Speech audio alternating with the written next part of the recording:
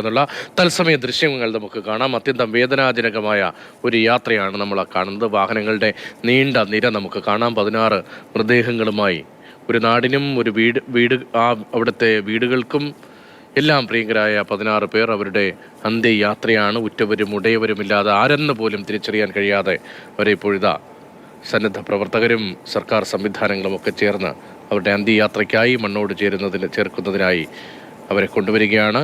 പുത്തുമലയിൽ നിന്നുള്ള തത്സമയ ദൃശ്യങ്ങളാണ് ഇപ്പോൾ പ്രേക്ഷകർ കാണുന്നത്. 16 മൃതദേഹങ്ങളാണ് ഇപ്പോൾ അവിടേക്ക് എത്തിക്കുന്നത്. നേരത്തെ മേപ്പാടിയിലെ ഓഡിറ്റോറിയത്തിൽ സൂക്ഷിച്ചിരുന്ന പോസ്റ്റ്മോർട്ടവും ഇൻക്വസ്റ്റ് നടപടികളും ഒക്കെ പൂർത്തീകരിച്ച് നിയമപരമായ സമയപരിധി വരെ കാത്തുനിന്ന് കുറ്റവരാരെങ്കിലും തിരിച്ചറിയാൻ എത്തുമോ എന്നതടക്കം പരിശോധിച്ചുകൊണ്ട് തിരിച്ചറിയാത്ത മൃതദേഹങ്ങളാണ് ഇപ്പോൾ അവിടേക്ക് എത്തുന്നത്. ബിജു പങ്കജ് കൂടി ചേരുന്നത്. ബിജു, നമുക്കൊന്നും സങ്കല്പിക്കാൻ പോലും കഴിയാത്തത്ര ആഘാതമേൽപ്പിച്ച വലിയൊരു ദുരന്തത്തിൻ്റെ 7ാം നാളാണ്. ആ പകപ്പിപ്പോഴും മാറുന്നില്ല. ഇപ്പോൾ സംസ്കാര ചടങ്ങുകൾ തുടങ്ങാൻ പോകുന്നു. ബിജു എവിടെയാണ് നിൽക്കുന്നത്? ആ ദുരന്ത ഭൂമിയിൽ ഈ നിമിഷത്തിൽ ബിജുവിന് പ്രേക്ഷകരുമായി ഈ പങ്കുവയ്ക്കാൻ കഴിയുന്നത് എന്തെല്ലാമാണ്? രതീഷ്, വളരെ മനസ്സ് കലങ്ങിപ്പോകുന്ന ദൃശ്യങ്ങളാണ്. അതായത് ഇപ്പോൾ ഈ ഹാരിസൺ മലയാളത്തിന്റെ പുത്തുമലയിലെ ഭൂമിയിൽ ഒരു വശത്ത് ഇങ്ങനെ എടുക്കുന്നു, മറുവശത്ത് മൃതദേഹങ്ങൾ ഇങ്ങോട്ട് കൊണ്ടുവരാനുള്ള ഒരുക്കങ്ങൾ നടക്കുന്നു. മേപ്പാടിയിൽ നിന്ന് പോകുന്ന ആംബുലൻസുകൾ ഇപ്പോൾ കൂട്ടമായിട്ട് കയറിനിട്ടുകൊണ്ട് ഇങ്ങോട്ടേക്ക് വരികയാണ്. ഒരുപക്ഷെ ഇതിന് സമാനമായ ഒരു ദൃശ്യം 4 വർഷം മുമ്പ് റിപ്പോർട്ട് ചെയ്തൊരു മാധ്യമപ്രവർത്തകനാണ് ഞാൻ. അവിടെ പെട്ടിമുടി ദുരന്തത്തിൽ ഇതേപോലെ തന്നെ ഒരു പൊതു ശ്മശാനത്തിൽ ചെറിയ കുട്ടികളടക്കമുള്ള അവരുടെ മൃതദേഹങ്ങൾ അടക്കിയതാണ് ഇപ്പോൾ ഓർമ്മ വരുന്നത്. അതിന് സമാനമായ രീതിയിൽ അതേ സാഹചര്യത്തിൽ പെട്ടിമുടിയിലെ ഇങ്ങനെ തേയിലത്തോട്ടങ്ങളും കാടുമൊക്കെ ചേർന്ന് മഞ്ഞുമൊക്കെ ഇടകലർന്ന് നിൽക്കുന്ന ഈ അതേ സമാനമായ ഭൂമി ഇപ്പം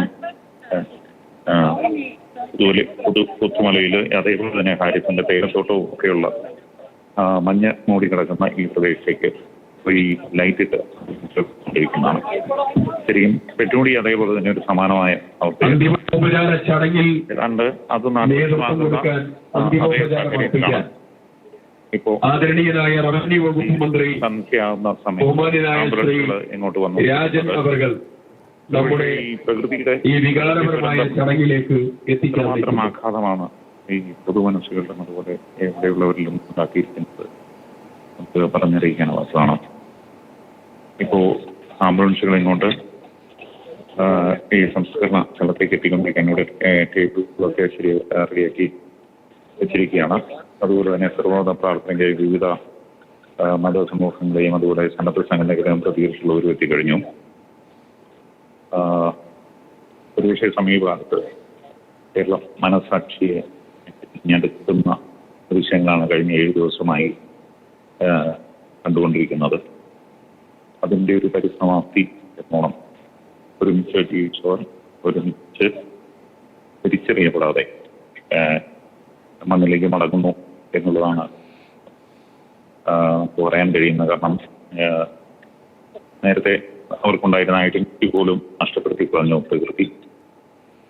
ഒരുമിച്ച് ജീവിച്ചവർ ഒരുമിച്ചായി തന്നെ പ്രത്യേക പേരുകളൊന്നും ഇല്ലാതെ ഇപ്പൊ മണ്ണിലടക്കം ചെയ്യാണ്. ഏതാനും ദിവസത്തിനുള്ളിൽ തന്നെ ഈ DNA റിസൾട്ട് വരും. അങ്ങനെ വരുമ്പോൾ ഇവിടെ എഴുതി വെച്ചിരിക്കുന്ന ഈ ചെറിയ കല്ലിൽ എഴുതി വെച്ചിരിക്കുന്ന നമ്പർ അനുസരിച്ച് അവരുടെ ബന്ധുത്വം ഇവിടെ വന്ന് ഈ ബോഡി തിരിച്ചറിയും.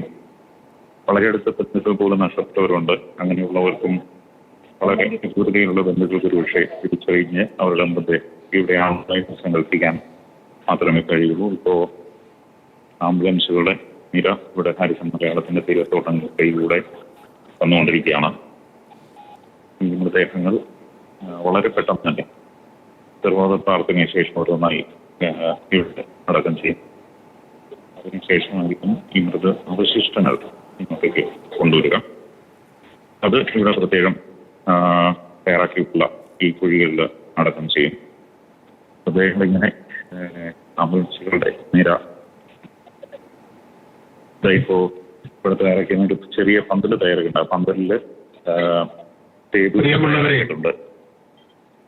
അങ്ങോട്ടേക്ക് ഓരോ മൃതദേഹം എടുത്തതിന് ശേഷം സർവ്വമത പ്രാർത്ഥനയ്ക്ക് ശേഷം ഈ ഭാഗത്ത് നിന്ന് കുഴികളിലേക്ക് വോളണ്ടിയർമാർ മുഴുവൻ ഓരോ ബോഡി വെച്ചതിന് ശേഷം ഇവിടെ നിന്ന് മാറി നിൽക്കണം.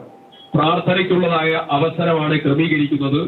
ഈ ഭാഗത്ത് ഒരാളും നിൽക്കരുതെന്ന് വിനീതമായി അഭ്യർത്ഥിക്കും. ഈ ഭാഗത്ത് ഈ ഏരിയ പ്രാർത്ഥനയ്ക്കുള്ളതായിരിക്കുന്ന ഏരിയ. ഇവിടുന്ന് മാറി പുറത്തേക്ക് എടുക്കാൻ പോവുകയാണ്. പുത്തുമലയിൽ നിന്നുള്ള തത്സമയ ദൃശ്യങ്ങളാണ് പ്രേക്ഷകർ കാണുന്നത്. ബിജു പകജാണ് അവിടെ നിന്നുള്ള വിവരങ്ങൾ നൽകിക്കൊണ്ടിരിക്കുന്നത്.